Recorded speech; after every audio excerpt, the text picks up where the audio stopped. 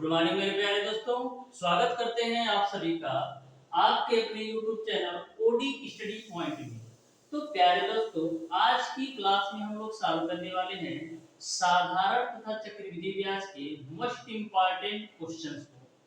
इसके पहले ऑलरेडी मैंने डियर स्टूडेंट साधारण तथा चक्रवृद्धि ब्याज पर एक क्लास ले रखा हूं, जिसमें मैंने आपको बेसिक कॉन्सेप्ट को बिल्कुल शानदार तरीके से क्लियर करवाया है।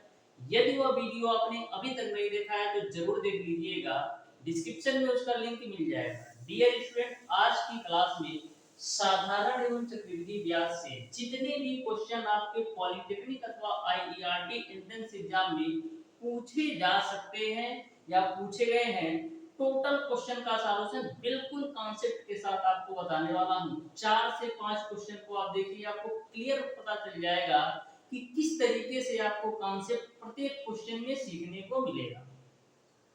एक बात और मैं बता दूं डियर स्टूडेंट, मैं आपको प्रत्येक चैप्टर का इवन साधारण एवं चक्रवृद्धि ब्याज नहीं बल्कि प्रत्येक चैप्टर के हर टाइप के क्वेश्चन आपको मैं करवाऊंगा।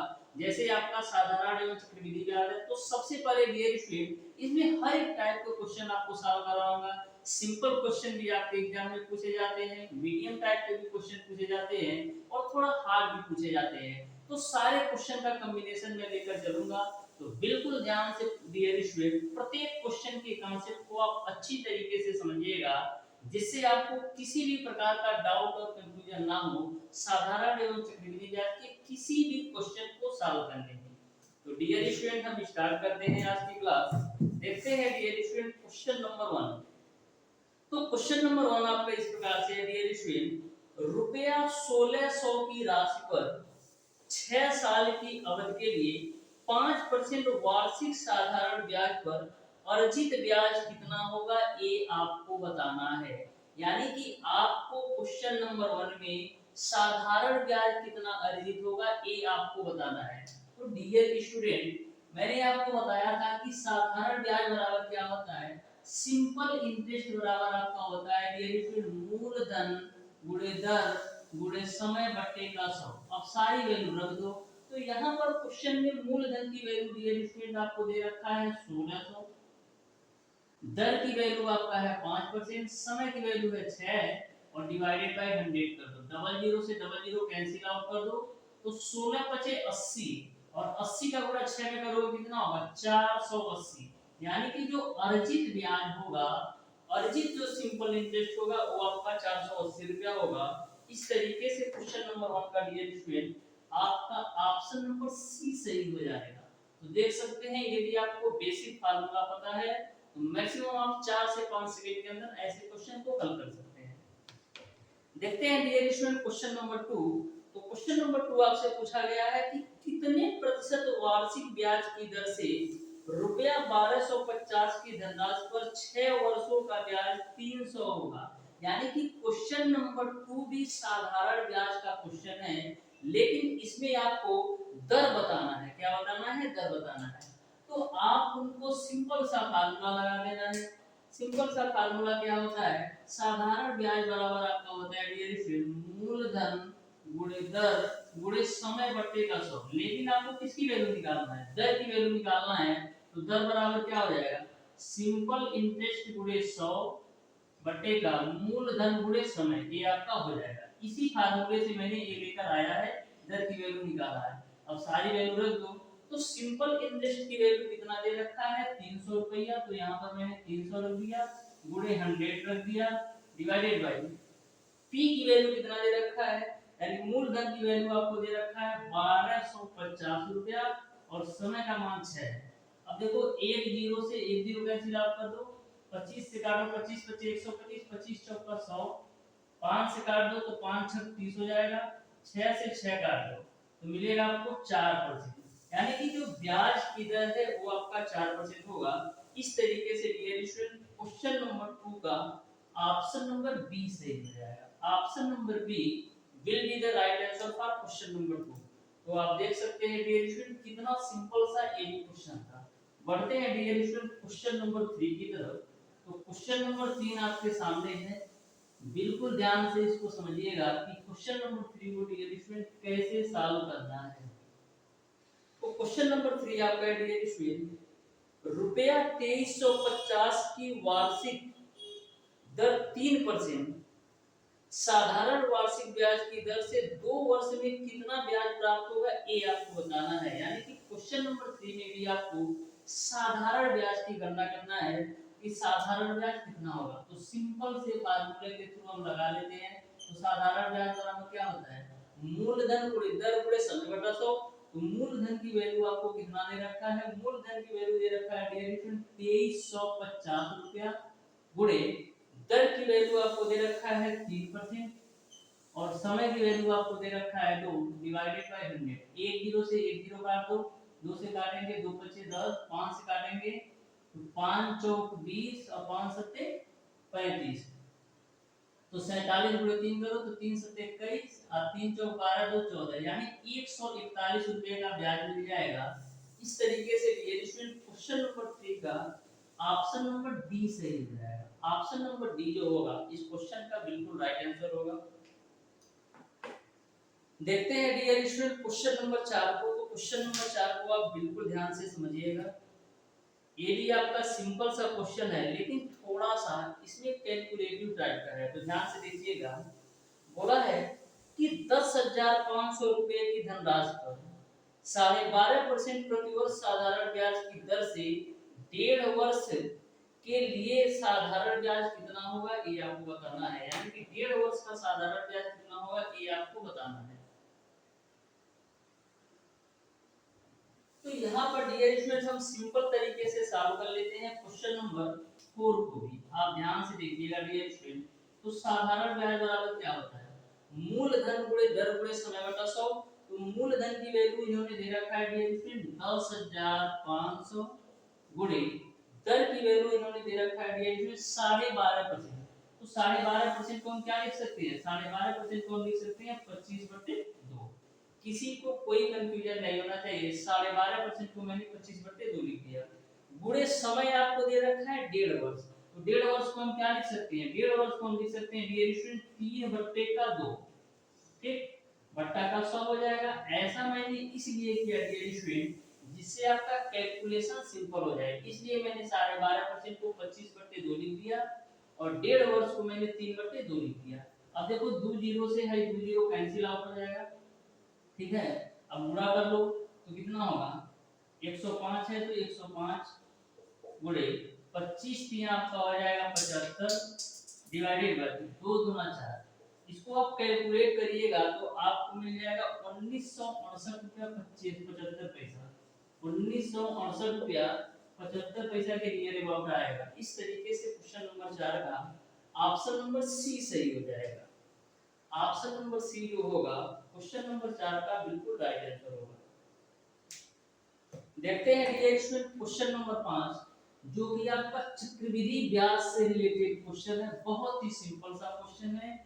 यदि आपको कॉन्सेप्ट पता है तो मैक्सिमम आप 10 सेकंड के अंदर क्वेश्चन नंबर 5 को सॉल्व कर सकते हो। तो क्वेश्चन नंबर 5 आपका है डियर स्टूडेंट, यदि कोई धन 3 वर्ष में चक्रवृद्धि ब्याज से 3 सही 3/8 गुना हो जाता है तो ब्याज की दर क्या होगी, ये आपको बताना है। कोई धन है जो कि 3 वर्षों में अपने का 3 सही 3/8 गुना हो जाता है तो ब्याज की दर क्या है, ये आपको बताना है। तो कभी भी डियर स्टूडेंट यदि आपसे ऐसा क्वेश्चन पूछा जाए तो सबसे पहले मैं मान लेता हूं कि जो वो मूलधन था वो आपका x था, यानी कि जो प्रिंसिपल की वैल्यू थी, जो मूलधन की वैल्यू थी वो आपका x। क्वेश्चन में ऐसा बोला जा रहा है कि 3 वर्ष में वो 3 सही 3/8 गुना हो जाता है। तो यदि मूलधन x होगा तो मिश्र धन क्या होगा, 3 सही 3/8 x होगा, क्योंकि क्वेश्चन में ऑलरेडी बोला है कि अपने का 3 सही 3/8 गुना हो जाता है। तो 3 सही 3/8 को निकाल सकते हैं, 8 3 24 27/8x के रूप में लिख सकते हैं। अब सिंपल सा फार्मूला लगा दूं, क्या होता है, मिश्र धन बराबर मूलधन 1 प्लस r/100 होता है। तो यहाँ पर मिश्र धन की वैल्यू आपका है 27/8x, मूलधन x है 1 प्लस r की वैल्यू इन्होंने दे रखा है डियर स्टूडेंट, r की वैल्यू आपको निकालना है तो r रखते हैं और समय की वैल्यू इन्होंने दे रखा है 3। अब देखो x से x कैंसिल आउट होगा, 27/8 को आप क्या लिख सकते हो, 27/8 को हम क्यूब के रूप में लिख सकते हैं 3/2 का होल क्यूब, क्योंकि 3/2 का होल क्यूब 27/8 होता है, बराबर 1 + r/100 का पावर 3 हो जाएगा। अब देखिए दोनों साइड के जो घातांक है, जो पावर है वो समान है, तो आपस में कैंसिल आउट हो जाएंगे। तो फाइनली आपको मिलेगा 3/2 बराबर 1 + r/100। तो यहाँ से r/100 बराबर आपको क्या मिलेगा, 3/2 में से 1 घटाओ तो 1/2 मिलेगा, 2 से काट दो 50,000 में, तो r की वैल्यू कितनी मिल जाएगी 50%। यानी कि जो ब्याज की दर है वो आपका 50% होगा। इस तरीके से डियर स्टूडेंट क्वेश्चन नंबर 5 का ऑप्शन नंबर डी सही हो जाएगा। तो देख सकते हैं डियर स्टूडेंट कितना सिंपल सा क्वेश्चन है, बस आपको क्वेश्चन के लैंग्वेज को समझना है, तो ऐसे क्वेश्चन को आप बिल्कुल सिंपल तरीके से सॉल्व कर सकते हो। बढ़ते हैं डियर स्टूडेंट क्वेश्चन नंबर 6 की तरफ। प्रत्येक क्वेश्चन डियर स्टूडेंट आपको कुछ ना कुछ कॉन्सेप्ट सिखा करके जाएगा, और इस तरीके से डियर स्टूडेंट मैं आपको इस चैप्टर से रिलेटेड सारे क्वेश्चन कराऊंगा कि आप किसी भी बुक से, कहीं से, किसी भी बुक से आप साधारण एवं चक्रवृद्धि ब्याज का क्वेश्चन सॉल्व कर दो, आपसे छूटेगा नहीं। बस एक बार अच्छी तरीके से कॉन्सेप्ट और जो भी मैं क्वेश्चन करवा रहा हूँ इसको अच्छी तरीके से कर जाओ, इसके बाद कहीं से भी आपको कोई भी डाउट रहेगा नहीं। क्वेश्चन नंबर 6 को आप ध्यान से देखिएगा डियर स्टूडेंट। बोला है किसी धनराशि पर 4% वार्षिक ब्याज की दर से 2 वर्ष के साधारण तथा चक्रवृद्धि ब्याज का अंतर ₹8 है, तो धनराशि क्या होगी ये आपको। तो सबसे पहले इसका कॉन्सेप्ट समझो। जब कभी भी यदि 2 वर्ष का साधारण ब्याज और चक्रवृद्धि ब्याज का अंतर दे दिया हो, तो वहां पर हम कौन सा फार्मूला अप्लाई करते हैं, और जब 3 वर्ष के साधारण ब्याज और चक्रवृद्धि ब्याज का अंतर दे रखा हो, तो यहाँ पर हम कौन सा फार्मूला अप्लाई करेंगे, ये बात आप ध्यान से समझिएगा। तो सबसे पहले डियर स्टूडेंट मैं आपको बता दूं, जब कभी भी नोट में आप लिख लो, जब कभी भी 2 वर्ष का साधारण ब्याज और चक्रवृद्धि ब्याज का अंतर दिया हो, 2 वर्ष का साधारण ब्याज और चक्रवृद्धि ब्याज का अंतर दिया हो, वहां पर फार्मूला अप्लाई करना है अंतर बराबर p r square upon 100 square, r square upon 100 का स्क्वायर। कब, जब 2 वर्ष के साधारण ब्याज और चक्रवृद्धि ब्याज का अंतर दिया हो, तो अंतर बराबर p r स्क्वायर अपॉन 100 का स्क्वायर लगा दोगे, तो वो क्वेश्चन बिल्कुल सिंपल तरीके से सॉल्व हो जाएगा। वहीं पर डियर स्टूडेंट, यदि आपको 3 वर्ष का साधारण ब्याज और चक्रवृद्धि ब्याज का अंतर दिया हो, तो ऐसे क्वेश्चन को कैसे सॉल्व करोगे। यदि 3 वर्ष का साधारण ब्याज और चक्रवृद्धि ब्याज का अंतर दिया हो, तो यहाँ पर अंतर बराबर आपका हो जाता है P R square divided by 100 का स्क्वायर। ये तो रहेगा ही, इसी में आप गुणा कर दोगे 300 प्लस आर से डिवाइडेड बाय 100 से, तो ये आपका 3 वर्ष के साधारण ब्याज और चक्रवृद्धि ब्याज के अंतर वाला फार्मूला बन जाएगा। तो दोनों ही कॉन्सेप्ट बहुत ही महत्वपूर्ण है, आप बिल्कुल ध्यान में रखिएगा। तो क्वेश्चन नंबर 6 को आप ध्यान से देखिएगा। बोला है किसी धनराशि पर 4% वार्षिक ब्याज की दर से 2 वर्ष के साधारण तथा चक्रवृद्धि ब्याज का अंतर ₹8 है, तो धनराशि क्या होगी ये आपको बताना है, यानी मूलधन की वैल्यू बताना है। तो आपने पढ़ रखा है क्या, अंतर बराबर पी आर स्क्वायर अपॉन 100 का स्क्वायर। तो अंतर आपको दे रखा है 8, पी की वैल्यू ज्ञात करना है, आर की वैल्यू आपको दे रखा है कितना 4%, तो 4 का स्क्वायर 16 हो जाएगा, बटे 100 का स्क्वायर हम लिख देते हैं 100 गुणे का 100। ठीक है, अब देखो 8 गुना 16, 2 से काटोगे तो 50 बार निकलेगा, तो p की वैल्यू कितना मिल जाएगा 100 गुणे 50 यानी 5000। इस तरीके से जो मूलधन की वैल्यू होगी वो आपका 5000 होगा, यानी क्वेश्चन नंबर 6 का ऑप्शन नंबर बी सही हो जाएगा। ऑप्शन नंबर बी जो होगा इस क्वेश्चन का बिल्कुल राइट आंसर होगा। क्वेश्चन नंबर 7 को आप ध्यान से देखिएगा डियर स्टूडेंट। ये भी आपका अंतर से रिलेटेड ही क्वेश्चन है, क्योंकि 3 वर्ष का साधारण ब्याज और चक्रवृद्धि ब्याज का अंतर दे रखा है, तो ध्यान से देखना। बोला है मूलधन जिस पर 3 वर्ष का 10% प्रतिवर्ष की दर से साधारण ब्याज एवं चक्रवृद्धि ब्याज का प्रतिवर्ष देय है का अंतर 31 है, तो वह धन क्या होगा ये आपको बताना है। तो ध्यान से समझना। आपको 3 वर्ष का साधारण ब्याज और चक्रवृद्धि ब्याज का अंतर दे रखा है, आपको मूलधन की वैल्यू ज्ञात करना है। तो सबसे पहले 3 वर्ष का अंतर कितना दे रखा है, 31 रुपया। तो 3 वर्ष वाला फार्मूला अप्लाई कर लो, क्या होता है, अंतर बराबर पी आर स्क्वायर अपॉन 100 का स्क्वायर गुणे 300 प्लस आर डिवाइडेड बाय 100। तो पी की वैल्यू तो ज्ञात करना है, आर की वैल्यू आपको दे रखा है डियर स्टूडेंट 10%। तो 10 का स्क्वायर करोगे तो 100 हो जाएगा, बटे 100 का स्क्वायर है तो 100 गुणे 100 लिख दो। अब 300 प्लस आर है तो 300 और आर की वैल्यू 10, तो ये आपका हो जाएगा 310 डिवाइडेड बाय 100। अब देखो 100 से ये 100 कच्चा में, 31 से काटोगे तो 31 से कम 31 जीरो है, जीरो से है जीरो कच्चा में। तो यहाँ पर p की वैल्यू कितना मिल जाएगी, p की वैल्यू आपको मिल जाएगी 1000 रुपया। इस तरीके से जो मूलधन p का मान होगा वो आपका 1000 होगा, यानी ऑप्शन नंबर डी जो होगा क्वेश्चन नंबर 7 का राइट आंसर होगा। ऑप्शन नंबर डी जो होगा क्वेश्चन नंबर 7 का राइट आंसर होगा। बढ़ते हैं डियर स्टूडेंट क्वेश्चन नंबर 8 की तरफ। क्वेश्चन नंबर 8 भी आपका अंतर से रिलेटेड क्वेश्चन है, यानी कि साधारण ब्याज एवं चक्रवृद्धि ब्याज के अंतर पर रिलेटेड क्वेश्चन नंबर 8 भी है। बिल्कुल बेहतरीन तरीके से डियर स्टूडेंट मैं आपको सारे क्वेश्चन का सॉल्यूशन करवाऊंगा, बस आप ध्यान से प्रत्येक क्वेश्चन के कॉन्सेप्ट को समझो। तो क्वेश्चन नंबर 8 आपका है, किसी धन पर 5% वार्षिक ब्याज की दर से 3 वर्ष के चक्रवृद्धि ब्याज का साधारण ब्याज का अंतर रुपया 122 है, तो वह धन क्या होगा। यानी आपको 3 वर्ष के साधारण ब्याज और चक्रवृद्धि ब्याज का अंतर दे रखा है, आपको मूलधन की वैल्यू ज्ञात करना है।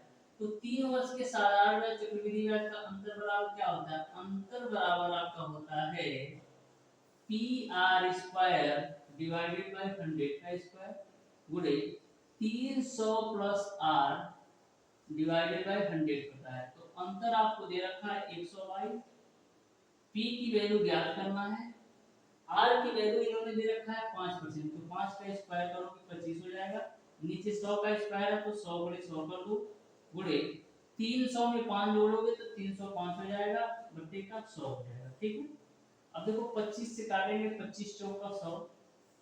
यहाँ पर आप किससे काट सकते हो, 61 से काट सकते हैं क्या, 61 बच्चे आपका होता है 305। ठीक है, 61 दूना आपका होता है 122, 5 से काट दो तो 5 दूना 10 0। तो p की वैल्यू आपको कितना मिल जाएगी, ये आपका 2 है तो 2 लिख दो, 20 गुणे 4 80 और 80 गुणे 100 कर दो, 80 गुणे 100 मैंने कर दिया। तो यहाँ पर p की वैल्यू कितनी मिल जाएगी, 8 दूना 16 और 1 2 3 तो 0 चिपका दो। तो इस तरीके से जो p का मान होगा वो आपका 16000 होगा, यानी क्वेश्चन नंबर 8 का ऑप्शन नंबर बी सही हो जाएगा। क्वेश्चन नंबर 8 का ऑप्शन नंबर बी सही हो जाएगा। देखते हैं डियर स्टूडेंट क्वेश्चन नंबर 9। तो बिल्कुल आप ध्यान से समझिएगा क्वेश्चन नंबर 9 को भी। तो क्वेश्चन नंबर 9 आपका है, यदि कोई निश्चित धन 3 वर्षों में रुपया 575 तथा 5 वर्षों में रुपया 625 हो जाती है, तो ब्याज की दर क्या है, ये आपको बताना है। बहुत ही सिंपल क्वेश्चन है लेकिन कॉन्सेप्चुअल क्वेश्चन है। यदि आप अच्छी तरीके से सोचोगे तो यह क्वेश्चन मैक्सिमम 5 सेकंड का है, मैक्सिमम 5 सेकंड के अंदर यह क्वेश्चन सॉल्व कर पाओगे। तो ध्यान से देखिएगा इस क्वेश्चन को कैसे सॉल्व करना है। बोला है यदि कोई निश्चित धन 3 वर्षों में रुपया 575 तथा 5 वर्षों में रुपया 625 हो जाता है, तो ब्याज की दर क्या है ये आपको बताना है। ब्याज की दर क्या है ये आपको बताना है।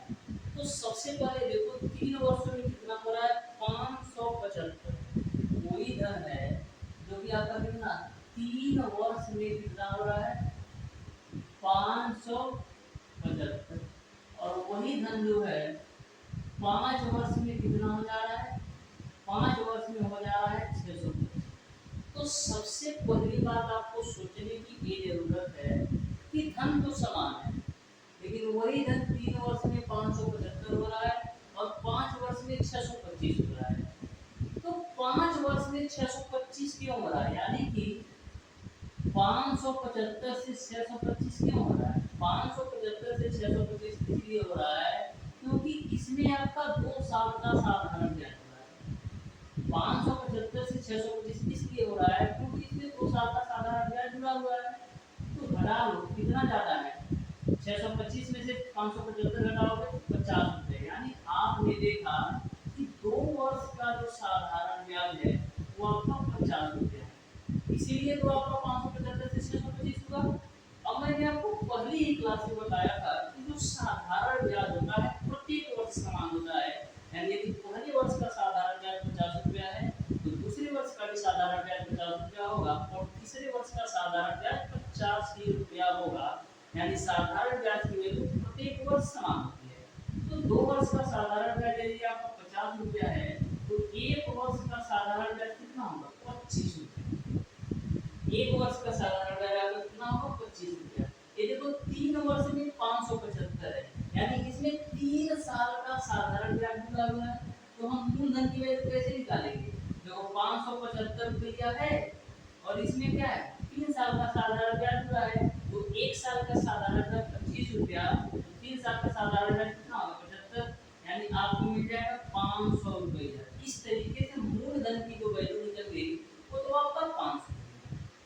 आपको निकालना क्या है, आपको निकालना है दर, तो आप सिंपल तरीके से दर निकाल सकते हो। कैसे निकालोगे, साधारण ब्याज बराबर मूलधन गुणे दर गुणे समय बटा 100। तो साधारण ब्याज हम 3 साल का साधारण ब्याज लेंगे, तो 3 साल का साधारण ब्याज कितना है, 75 रुपया।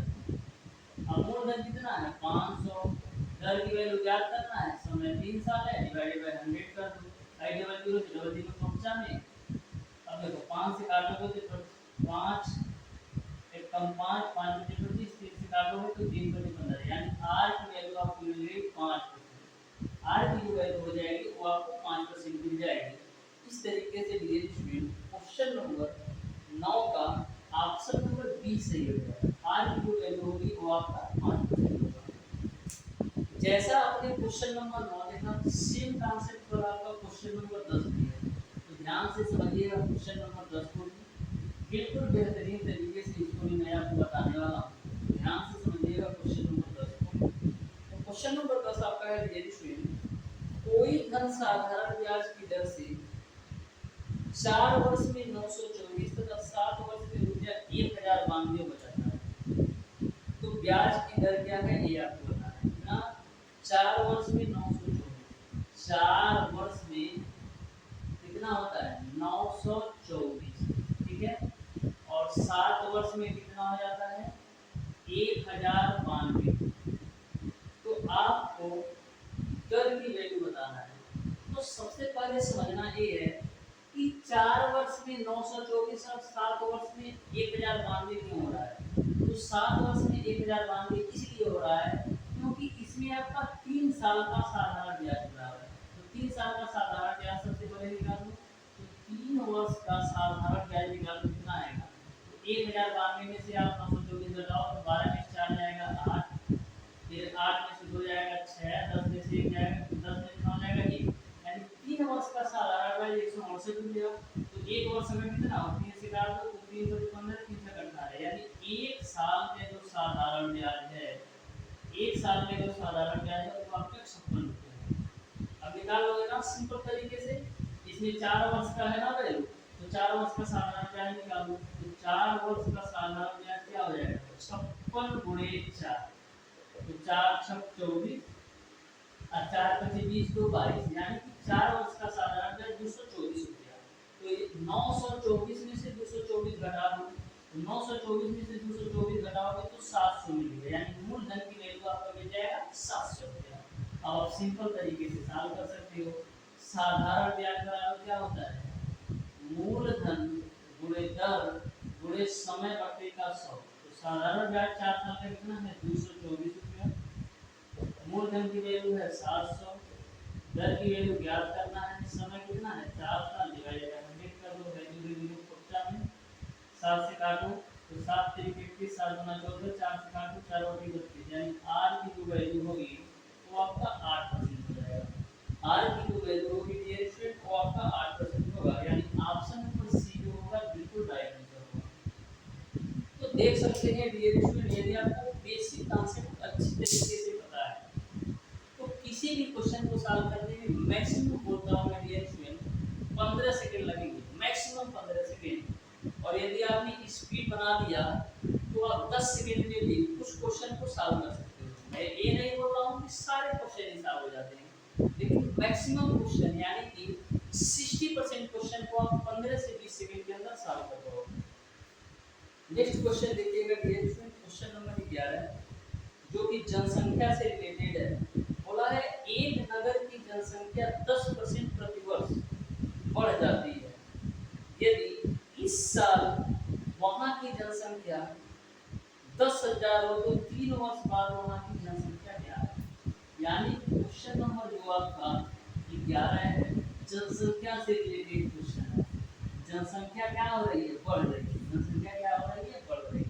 तो ध्यान से देखिएगा क्वेश्चन नंबर 11। तो मैंने आपको क्या बताया था, जब जनसंख्या बढ़ रही हो तो वहां पर फार्मूला क्या लगाना है, जनसंख्या बराबर वर्तमान जनसंख्या, वर्तमान जनसंख्या 1 plus r upon 100 power n होता है। तो जब जनसंख्या बढ़ रही होगी तब यहाँ पर बीच में प्लस यूज कर लेना, यदि जनसंख्या घट रही होगी तो यहाँ पर बीच में आपको माइनस यूज करना।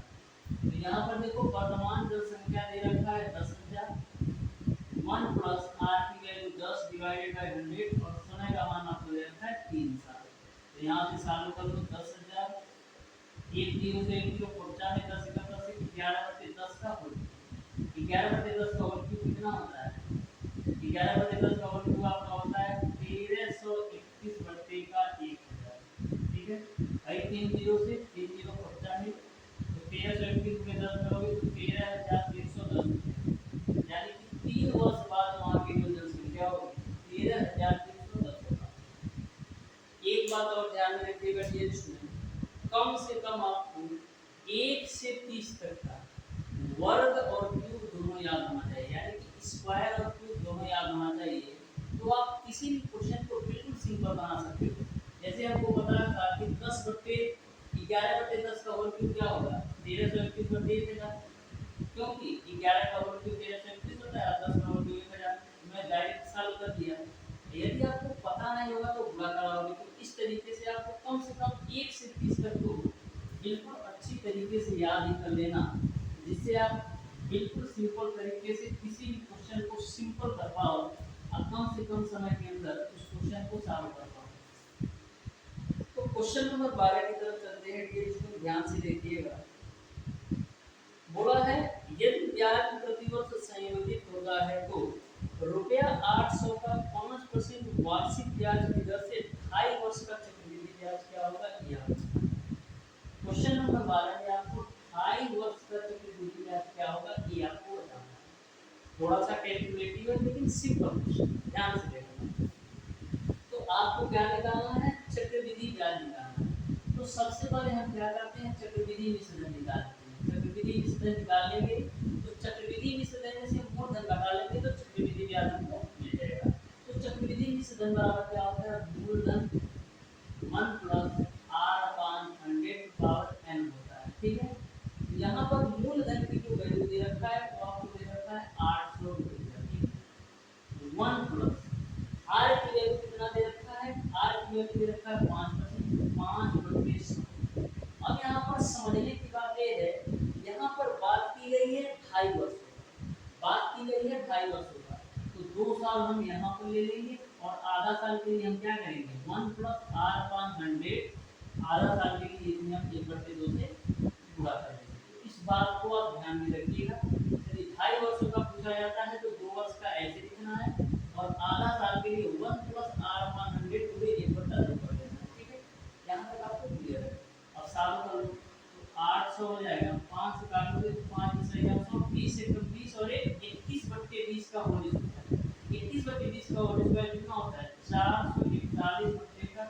ठीक है, अब देखो 5 से काटो तो 5 से 100, 20 गुना 40 और 41/20 का हो जाएगा 20। यहाँ पर सब कुछ क्लियर है। 1 2 0 2 0 कट गया, 2 से काट दो तो 2 0 काट हो गया, 4 से काट दो तो 4 4 मिल जाएगा आपको 441 गुणे 42 41 बटे 10, इसको आप कैलकुलेट करिएगा ना डियर स्टूडेंट, तो 904 रुपया 5 पैसा आ रहा है। मैंने ऑलरेडी कैलकुलेट कर रखा है, यदि मैं कैलकुलेशन करूंगा तो थोड़ा सा लंबा वीडियो हो जाएगा। तो इस तरीके से मिश्र धन आपका कितना आ गया, 904 रुपया 5 पैसा। अब इस मिश्र धन में से मूलधन घटा दो, तो 904 रुपया 5 पैसा में से 800 घटाओगे तो 104 रुपया 5 पैसा मिल जाएगा, यानी कि जो आपका चक्रवृद्धि ब्याज होगा 104 रुपया 5 पैसा हो जाएगा। यानी क्वेश्चन नंबर 12 का ऑप्शन नंबर सी सही है। देखिएगा डियर स्टूडेंट, क्वेश्चन नंबर 13 जो कि बहुत ही बेहतरीन क्वेश्चन है, और ये भी क्वेश्चन आपका चक्रवृद्धि ब्याज से रिलेटेड क्वेश्चन है। तो ध्यान से देखिएगा क्वेश्चन नंबर 13 को। तो क्वेश्चन नंबर 13 आता है, यदि ज्ञात छमाही हो तो रुपया 400 का 10% वार्षिक ब्याज की दर से 1.5 वर्ष का विसर्जन क्या होगा, ये आपको। तो मैंने आपको कॉन्सेप्ट बताया था, यदि ब्याज छमाही दे हो तो जो आपका दर होता है वो आधा हो जाता है, और जो आपका समय होता है वो दुगना हो जाता है। ऐसा इसलिए होता है क्योंकि एक साल में 2 छमाही होते हैं। तो यदि ब्याज की दर आपका वार्षिक हमेशा दिया रहता है, इसमें कोई बात नहीं है। तो यदि ब्याज छमाही दे हो तो जो दर आपका होता है उसको आधा कर देना है और समय को दोगुना कर देना है, ठीक है। इस बात को आप ध्यान में रखिएगा। तो क्वेश्चन नंबर 13 हम सॉल्व करते हैं बहुत ही बेहतरीन तरीके से। तो चक्रवृद्धि मिश्र धन बराबर क्या होता है, मूलधन। तो मूलधन की वैल्यू कितना दे रखा है इन्होंने, मूलधन की वैल्यू इन्होंने दे रखा है 400, 1 प्लस आर की वैल्यू इन्होंने दे रखा है 10% डिवाइडेड बाय 100। यहाँ पर भी आप देख सकते हैं 1.5 वर्ष की बात की गई, कितने 1.5 वर्ष की बात की गई है। तो यहाँ पर हम 1 साल का ए ले लिया और आधा साल के लिए हम क्या करेंगे, 1 प्लस आर अपॉन 100 गुणे हम कर लेंगे 1/2। यहाँ तक सबको क्लियर है। यहाँ पर ब्याज छमाही दे है ना, इसको आप क्लियर कर लेना। ब्याज छमाही दे है ना, एक बार फिर से देख लो, ब्याज छमाही दे है तो दर जो आपका होगा वो आधा हो जाएगा, यानी आर की वैल्यू आपको 5% मिल जाएगी। और जो समय हो जाएगा तो आपका 2 छमाही हो जाएगा। समय आपका कितना हो जाएगा, 1.5 साल में कितनी छमाही होगी, 3 छमाही हो जाएंगे। इसको आप अच्छी तरीके से समझ लेना, ठीक है। दर मैंने आधा कर दिया, समय को दोगुना कर दिया, यानी 1.5 का दोगुना करोगे तो 3 छमाही हो जाएगा। अब साल का दो, तो a बराबर 3 1 प्लस आर अपॉन 100 पावर आपका यह होता है। p की वैल्यू 400 हो जाएगी, 1 प्लस आर की वैल्यू 5 डिवाइडेड बाय 100 और n की वैल्यू 3। इसी को सॉल्व कर दो, यहाँ मिल जाएगा आपको 400 गुणे 5 से काटेंगे, 5 से 120 से कम 20 से 21/20 का होल क्यूब। तो 21/20 का होल क्यूब लिख सकते हैं 21/20 गुणे 21/20 गुणे 21/20। अब देखो 1 0 2 0 1 0 2 0 2 गुना 4 से 4 कैंसिल होगा, 21 गुणे 21 गुणे 21 करोगे तो आपको मिल जाएगा 9,261। कितना, 21 गुणे 21 गुणे 21 यानी 21 का क्यूब आपका 9,261 हो जाएगा, बट्टे का 20 कर दो, इसको सॉल्व कर। तो हम 20 को लिख देते हैं 2 गुणे 10 के रूप में, इससे कैलकुलेशन सिंपल हो जाता है। देखो 2 चौका 2 छक्का 12 2 3 6 पॉइंट लगेगा 0 लगेगा 2 बटे 10, ठीक है, 2 बटे 10 यहाँ पर पॉइंट आएगा, ठीक है। अब देखो 4630.5 बटे 10 है ना, तो जब 10 से भाग दोगे तो 1 दशमलव जो है आपका लेफ्ट साइड आ जाएगा, यानी यहाँ पर दशमलव आ जाएगा। इस तरीके से जो आपका फाइनल रिजल्ट होगा 463 रुपया 5 पैसा। यानी क्वेश्चन नंबर 13 का जो राइट आंसर होगा वो आपका ऑप्शन नंबर सी सही होगा। ऑप्शन नंबर सी जो होगा बिल्कुल राइट आंसर। बढ़ते हैं डियर इसमें क्वेश्चन नंबर 14 की तरफ, जो कि बहुत ही बेहतरीन और सिंपल सा एक क्वेश्चन है। आप ध्यान से देखिएगा क्वेश्चन नंबर 14 को।